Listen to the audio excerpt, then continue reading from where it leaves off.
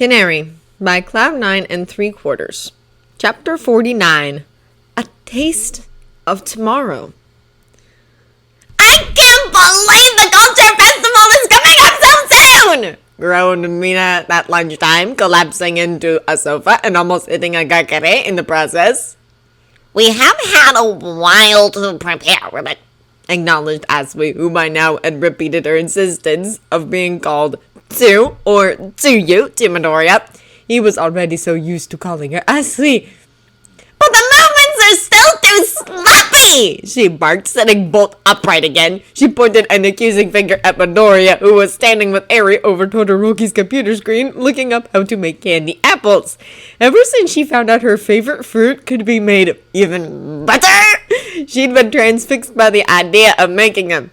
It only comes together right when Canary comes in! Is that part of your quirk? Wondered Uraraka, who had just slammed a rather heavy-sounding bag of sugar down onto the kitchen counter donated by Sato. Oh, I guess it could be, Midoriya frowned. He hadn't actually considered what power the song they were using would produce. He probably should have done that earlier, but it hadn't immediately flagged itself up to him as something that would be remotely dangerous. Or particularly useful, either. It makes sense, nodded Jiro from across the room. She was speaking rather loudly because she had her ear jacks pulled into her phone, mouthing the lyrics and tapping the side of the sofa as she considered a way to change the drums to fit Kachan, who had complained that it was too easy, and kept improvising, knocking everyone but Midoriya, Jiro, and Mina out of sync. I'd say, pondered Uraraka, pulling a face as she considered the song. Maybe something emotional? You said quite a lot of songs do that. Midoriya nodded, still vaguely focused on glancing at the candy apple recipes. Hopefully something that makes everyone enjoy it more. Yeah, that would be incredibly useful, Shinso sighed.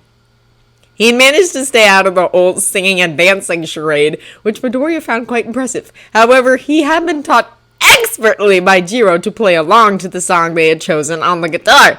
The original score didn't even have a guitar piece.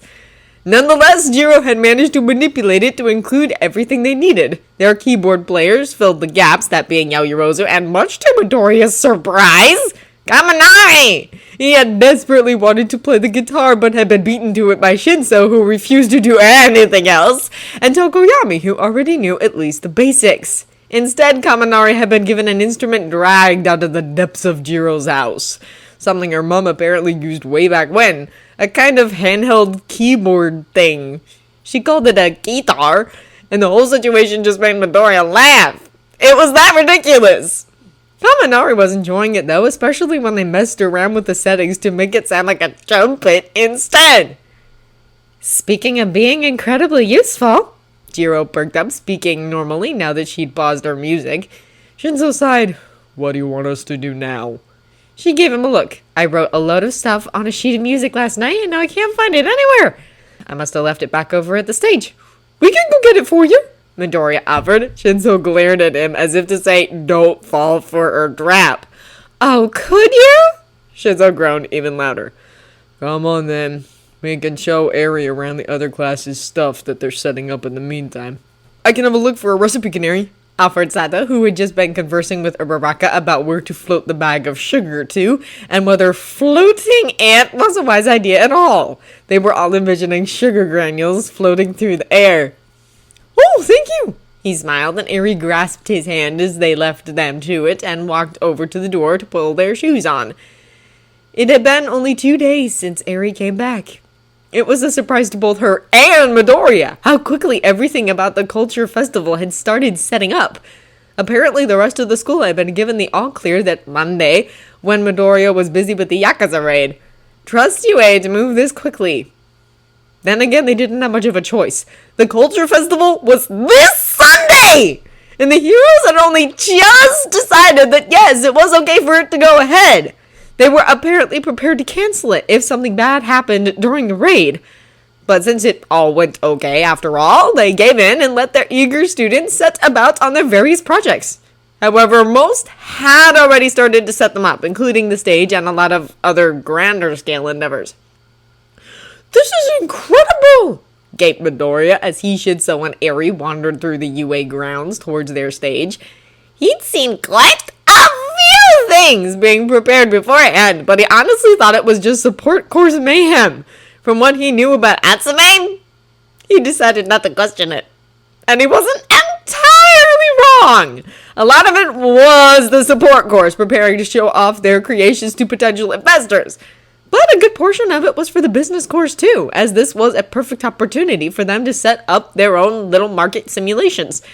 And the best students even paired up with support course students to help promote their work. Filling in the gaps were, of course, the hero course and general studies, who were really just here for fun. They had their go back in the sports festival. The chance for general studies students like Midoriya and Shinso to transfer to the hero course. And for the current hero course members, it was their opportunity to show off their stuff. Now it was the chance for the rest of the school. Midoriya would have hated for it all to be shut down because of dangers the hero course, or more specifically, Midoriya himself, brought to the table. What are they doing? Eri questioned, glancing at all the colors and decorations, busy students milling around and all the preparations underway. Getting ready for their performances, Midoriya told her. See, whilst we're doing our little show, everyone else has their own chance to do something fun too. Like what? Like making candy apples! Candy apples? Her excitement over the trivial food was just as adorable as Siren, now perched on the tip of Eri's horn as she proudly proclaimed her, 7th child. No, 8th. Probably more. Wow, look who it is! The three of them stopped in their tracks and turned their heads. Hey there, guys! Oh, she called over to them, waving with her free hand whilst the other held the clipboard to her chest. It was Class 1C. Everyone was there in their PE kits, all separated into distinct groups, which was likely she's doing.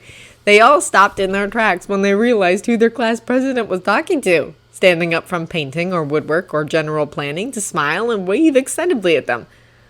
Hi!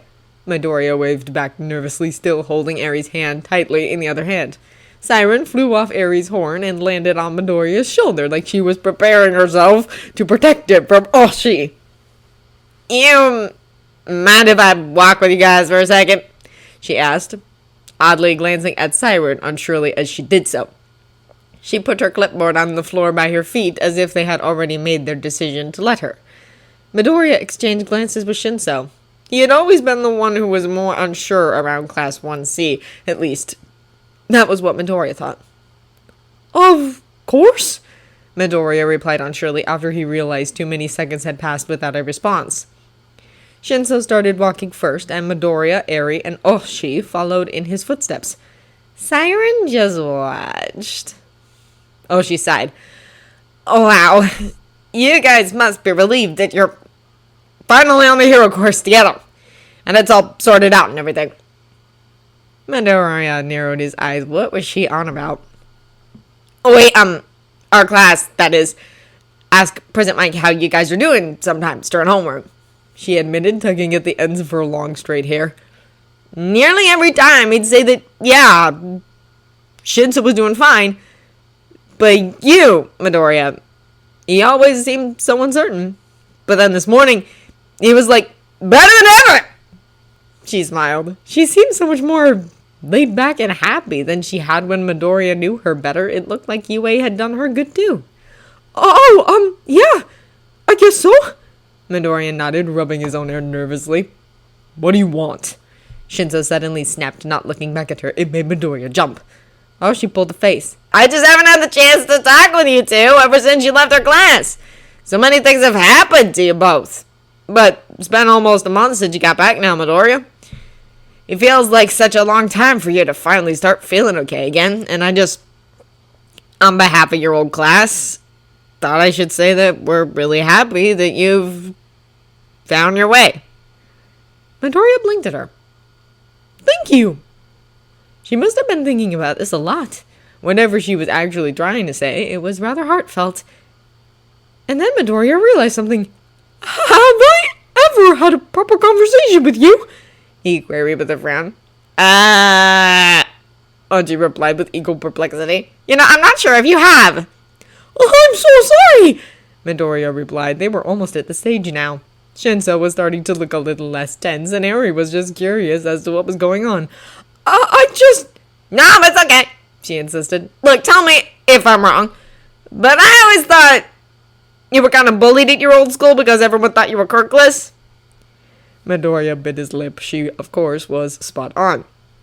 She must have realized this from his facial expressions, because then she added, and then you come to UA and you're prepared for it to be the same because you haven't known any difference.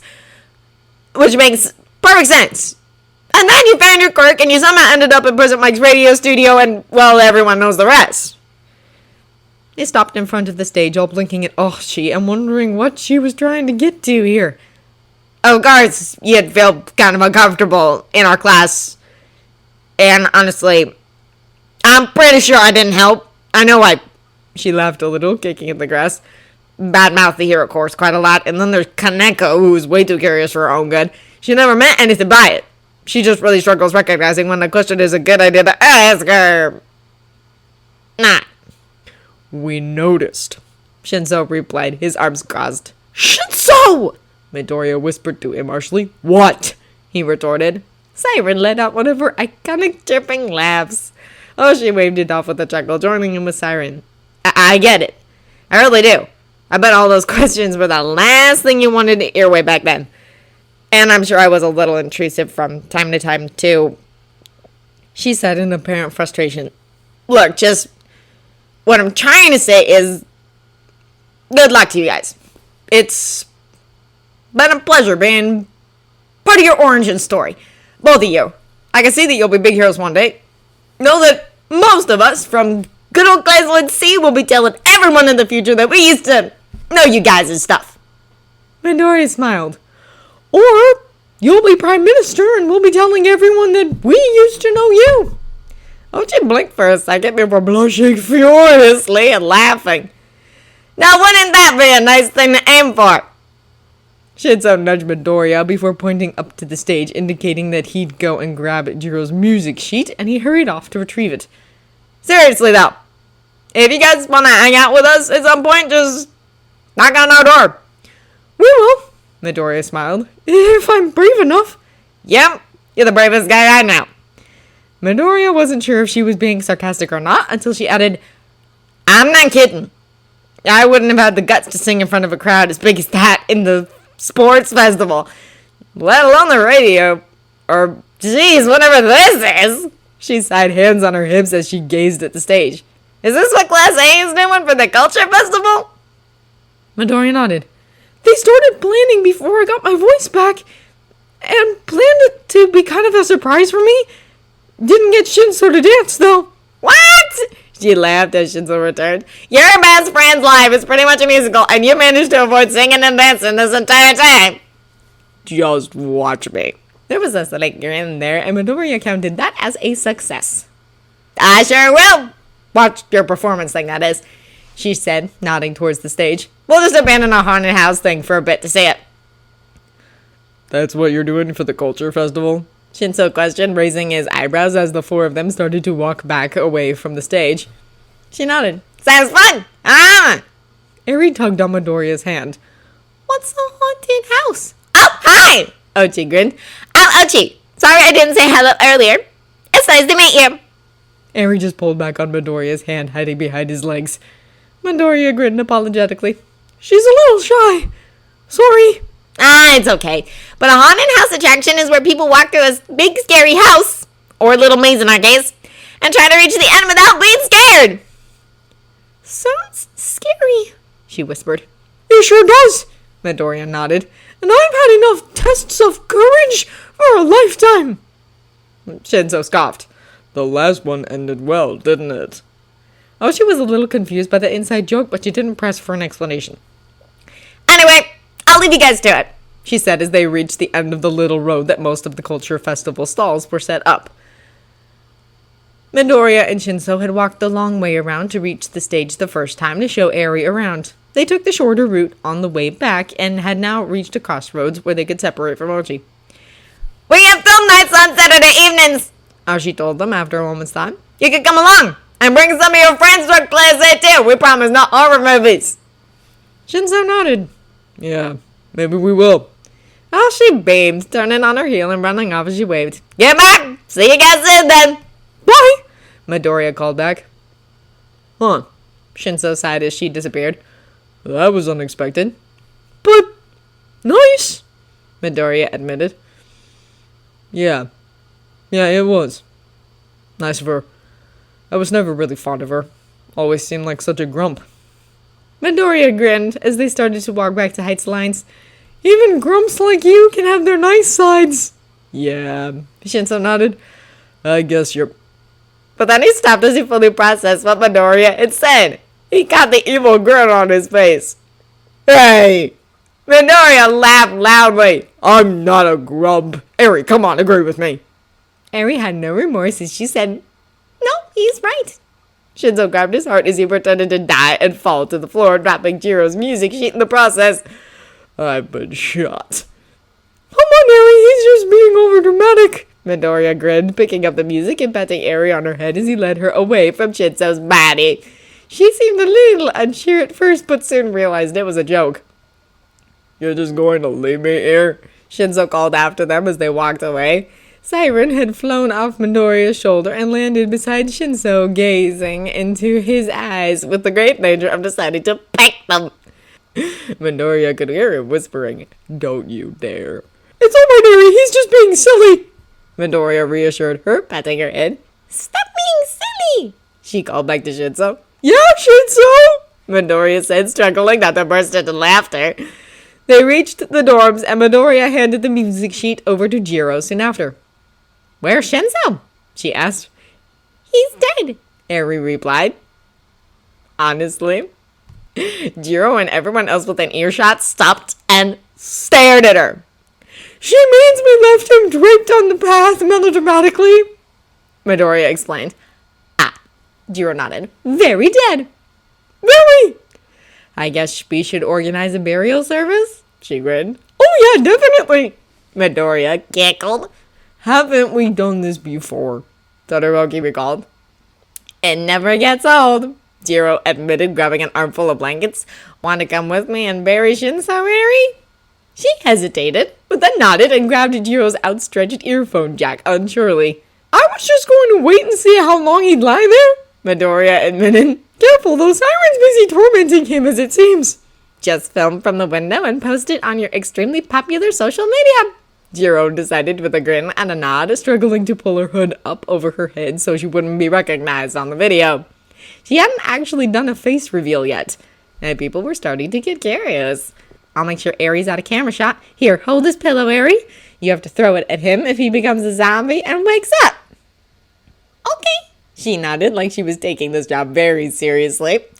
And so Midoriya and Todoroki leaned on the windowsill filming as Jiro waltzed up to Shinso's dead body and tossed out her blankets on him, Siren observing from above, circling like a vulture. Midoriya was laughing uncontrollably, struggling to hold the camera still as Todoroki whispered behind him, We are gathered here today. As the first edition of Midoriya's social media for weeks, titled Raven Died, so Owl decided to bury him, it was safe to say it was a very popular update. Have you ever realized, Midoriya murmured as he leaned over to Shinso, whispering in his ear, that we look just like a mini Present Mike and mini Mr. Aizawa? He hesitated for a moment, narrowing his eyes at Midoriya until he turned back the sight of the two heroes in question conversing animatedly, well, at least Present Mike was, in the entrance hall of the radio building. Both were in their full hero costumes, as were Midoriya and Shinso. Shinso in his dark purple and black suit with Mr. Aizawa's scarf around his neck and hair sticking out like Mr. Aizawa's did when he activated his quirk. Midoriya in a leather jacket and headphones hanging around his neck. Shinso let out a bubbling laugh and Midoriya quickly joined in because he was so right! Aizawa gave them a look whilst Shinso desperately tried to stifle it. Midoriya had already composed himself. The traitor. Meanwhile, Shinso felt like he was about to explode as his mentor walked over to the two of them, sighing deeply. You will be staying here for the rest of the day for your work study, Mr. Aizawa explained. Shinso bit his lip and nodded. Midoriya did the same, innocently and sweetly, like the little jerk he is. Like the others, if you choose to stay on your work study, you will have to attend extra classes to keep on track of your schoolwork. I expect nothing but the best from the both of you. Especially since neither of you have had quite the same experience as the rest of the class have. You're still behind, don't let this knock you back further. Okay, Shinzo had sorted himself out now, and he nodded surely once more. Mike has lessons until the end of the day. Until then, both of you will be working with white noise. He continued. And then, you and I will finally get to do some proper hero work together again! President Mike yelled, which made Shinzo wince, but Midoriya just lit up! Even Siren perked up a little more on Midoriya's shoulder. How does that sound? Great! Midoriya replied happily, nodding away. Shinzo was already getting dizzy. He could already see the future. Midoriya off doing big shot hero stuff while Shinzo worked more underground. They would talk often, work together from time to time, and he would definitely find himself in situations like this frequently. And whilst their two teachers walked out of the hero agency, President Mike chattering away and waving his arms about, Mr. Aizawa slouching along behind with his hands in his pockets, Shinzo smiled.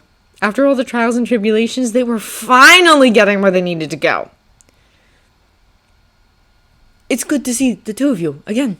Static, the underground hero who worked for the more secretive division of President Mike's hero agency, nodded to them. Shinzo hadn't even realized he'd been standing there in the background as they spoke to Mr. Aizawa and President Mike. During your internships, however, he cleared his throat awkwardly. Short they were. We give you an insight into how we work around here, but we couldn't have you working in many serious situations due to certain sensitivities and how new the two of you were to the prospect of hero work. This time we can afford for you to join us more officially, as long as you can prove you are able to keep up and make a positive contribution. The two of them nodded. Ever since they were last here, things had changed. And quite a lot. Shinzo was far more adept at using Mr. Aizawa's scarf, so he could be more of a help in capturing criminals and moving quickly across buildings. Midoriya had improved a lot, too. Not only had his confidence skyrocketed, but Hatsume's new invention, that voice muffler, was a stroke of genius. Now Midoriya could sneak up on people while still using his usually rather loud and disruptive quack. And because both Static and Shinzo knew sign language, Midoriya was able to actually communicate with them while singing. Static held up 2 laminated cards. They were colored bright yellow. These are key cards to the building, he explained, like your old ones. However, these will give you access to every floor without supervision. Please don't lose them. Shinzo grinned and gave Midoriya a look as they both accepted their cards. Losing his key card the first time around was the only reason they made friends with Jiro. Midoriya elbowed him in response. He waved at the 2 friendly receptionists as they passed and entered the elevator they'd signed in earlier. Do you remember how our white noise team works? Static questioned, leaning against the mirror on the elevator as the doors closed. Shinzo opened his mouth to reply, but Midoriya beat him to it. You respond to situations both major and minor alerted through the hero helpline advertised over Put Your Hands Up Radio, he explained, speaking quite quickly and waving his hands about, which he had a habit of doing when he's trying to explain anything ever. You have a call room to redirect inquiries to the police if need be, or mental health experts for those who need it. Although most of the hero responses go straight to you, the underground response team. You can also be recruited by other agencies or by the police if they feel like your skills are best suited for the situation. But the underground team doesn't patrol during the day or make many public appearances. That's all, for heroes like President Mike and Minim. He trailed off, fiddling nervously with his fingers while Static blinked at him. The elevator dinged, and the doors opened. Yeah. Yeah, that's pretty much it. Static nodded, in apparent surprise. He hadn't had much interaction with Midoriya yet, since he mainly tutored Shinzo during their internship, which seemed so long ago now, not long before the whole stain incident. They were led down a corridor and into Static's office. Shinzo was pretty sure he'd been there before, but he wasn't sure if Midoriya had. Static sat down in his chair and indicated Midoriya and Shinzo to do the same, opposite him. We don't usually find much action during daytime hours, he admitted. We find that evenings see the most incidences across all departments. So, we're here for the most boring part of the day, Shinzo questioned, raising an eyebrow. Static smiled and rolled his eyes. There's always something to do, but I do have a plan for the evening if you're interested. What's that? Asked Midoriya. Well, it's a Thursday, so you'll be on the radio. Meanwhile, brain blank, I thought you could come with me in response to any incidences. Since Canary hasn't been on the show for a while, it's likely that there'll be more callers than usual. Ask Shiberu. She'll have the statistics. Who's Shiberu? Both Midoriya and Shinzo queried at the same time. Static blinked at them. You know, blue skin, lots of teeth. Aozora? Shinzo frowned. Aozora Shiberu, repeated Static. Has she not informed you of her surname before? I thought Aozora was her surname, Midoriya whispered like he was about to have an existential crisis. Anyway, Static said, shaking his head, we'll use today as an introductory session before President Mike returns and Canary leaves to the overground team. It's been a while, so it would be good for the two of you to refresh your memory, despite your evident knowledge of how we work. He stood up, straightening the jacket of his hero costume. Well then, let's get to work. I feel sorry for the amount of paperwork you have to do, Midoriya muttered as he and President Mike walked out the back door to the hero agency later that afternoon. President Mike burst into laughter. Static put you to work then, did he? You could say that, Midoriya shrugged with a grin. Siren chirped loudly from his hair. I see! Siren agrees! President Mike acknowledged, now waltzing out onto the street beside Midoriya. She does, Midoriya nodded. She likes to make her opinion known. Get in a circle with you there! His teacher sighed. Midoriya didn't know exactly what they were doing. Patrolling, maybe? Probably. A lot about hero work at President Mike's place, and probably a lot elsewhere, was keeping up appearances. The more people knew about the agency, the more people called them, the more were helped, and the more work they'd get. Consequently, the more well-known and popular heroes needed to be out and about at whatever chances they got. Besides, they could keep an eye out for troublemakers in the process and help cats down from trees or something. At least that was how Midoriya saw it. Aozora was mumbling about getting one of your other Aria friends on tonight, President Mike informed Midoriya as they approached the main street. Was she? Midoriya replied. He'd seen her already briefly today, but she hadn't mentioned anything of the sort. Well, Raven can't come on because he's going to go with Static on some kind of evening patrol. And it's Thursday, so Owl should be joining us. Yeah, that all worked out better than we'd hoped! His hero laughed. Jiro can't come on with you on Thursdays and take your place if you're out for some reason! Yeah, it is pretty good, nodded Midoriya, struggling to pay attention to where he was walking while Siren tried to dangle off his head from an oddly long strand of hair. I guess I could ask one of the other three, or just all of them and see who wants to come the most. How about Todoroki? President Mike suggested. Midoriya thought he was joking until he got the look on his face and realized he was being serious. Aozora would be pleased! He has a good social media presence! Ina's probably the worst at it, Midoriya admitted with a meek grin. Uraraka's been starting something up under the name Dove too, and she's doing pretty well, but, well, she only has one post at the moment. He laughed. What's that? Siren was now chirping loudly at him from his shoulder, so Midoriya pulled a small handful of seed from his pocket as he spoke. Oh, she just said, tips on saving money, sleep all day because being awake is expensive. President Mike spluttered into laughter. Hi? Midoriya blinked and turned, his eyes settling on the owner of the voice, a boy in a middle school uniform who had a couple of girls hiding behind him and giggling quietly, pushing the first boy a little closer to Midoriya. Hello, Midoriya replied with a smile. You're Canary, right?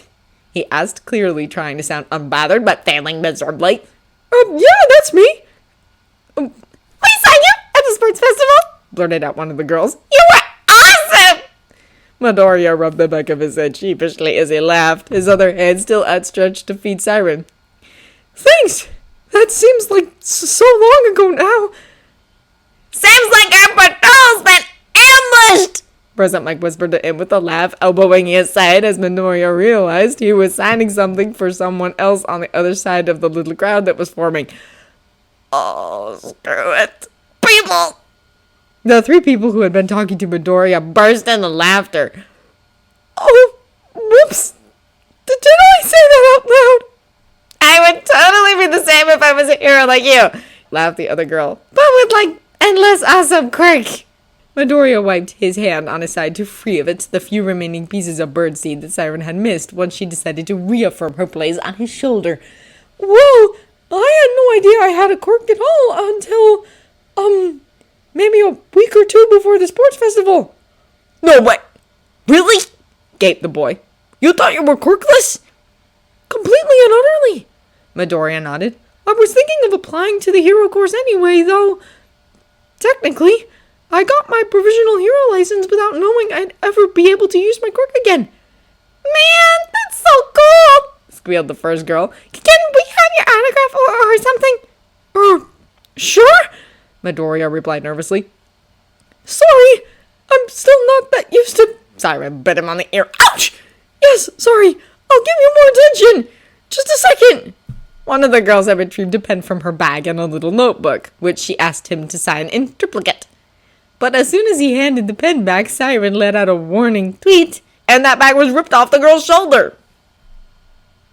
Midoriya momentarily wondered if he should just set Siren on the assailant, who had already taken to the sky, but he reckoned it would be better if he followed her. He should really stop defaulting to wings.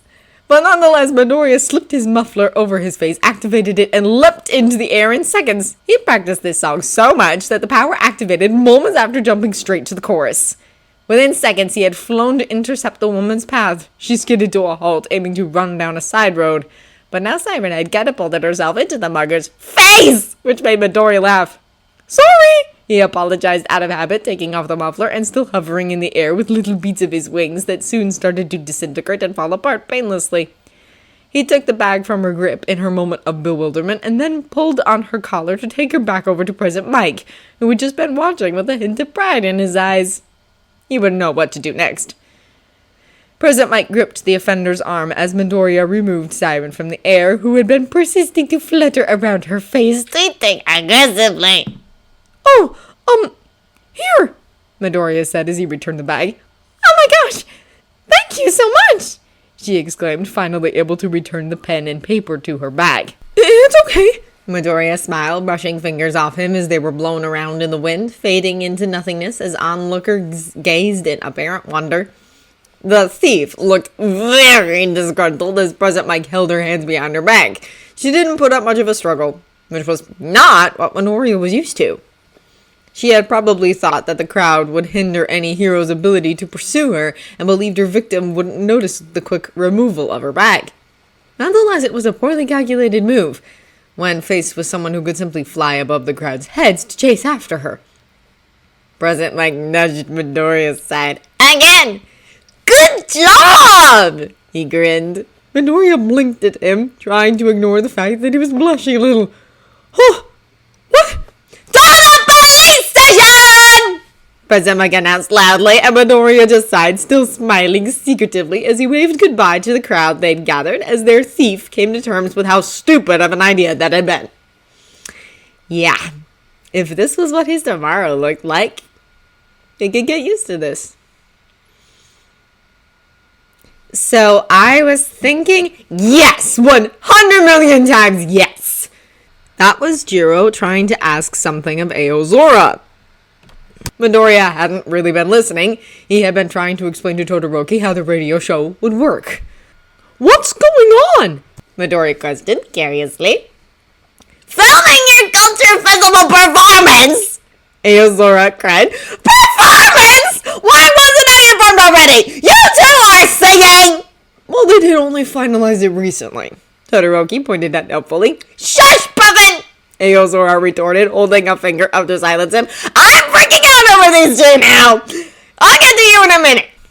Then she gasped loudly, pressing her hands over her cheeks as her eyes widened. Oh my god! We can use this as a face reveal! Yes! This is perfect! When is it? This Sunday, right? Right! I can do this! I can do this! Keep in contact and I'll sort it out! She insisted, now grabbing Jiro's shoulders. They were almost nose to nose. Okay! Jiro squeaked. Aozora let go of Jiro, almost pushing her over accidentally as she swung around to point at Midoriya dramatically. I need those contact details! Okay, Midoriya replied, now sitting in his armchair and scrolling through his phone nonchalantly. And crayons! He's obviously useless and needs my help. Okay. She turned to Todoroki, pointing at him for a moment before saying, You're doing great, honey. Keep it up. What the hell is Raven doing? Nothing. He doesn't want to be an overground hero, remember? Jiro reminded her. She sighed exasperatedly. Fine, but after this video thing, I want all of you. All 1, 2, 3. 5, no 6. Okay. Midoriya nodded. He wasn't too sure what he was nodding to. Ailsora giggled. My little fledglings. Todoroki leaned over to Midoriya. Is she always like this? Okay. No. Yes. I mean, yes. Yes, she's always like this. Which was when President Mike doesn't open the door. Nakano had to go at him for it. The doorknob kept hitting the wall and chipping the paint off. He ignored him. Radio show! Let's go! Let's go! He yelled loudly, tossing a pair of headphones at Midoriya, who caught them without looking up from his phone. When Midoriya shoved his phone in his jacket pocket, he got the stunned look on Todoroki's face. Yes, he said with a grin. It's always like this, and I think it always will be. It took a moment for a small smile to spread across his face. Even when you're at the helm, I'll bet. Midoriya stumbled over the words that fell out of his mouth. What? That's probably not going to happen! Sure. He shrugged like he didn't believe him, walking into the radio studio after Jiro. Midoriya hesitated for a moment. Well, President Mike called out. you coming or not, my Canary co-host? Midoriya grinned.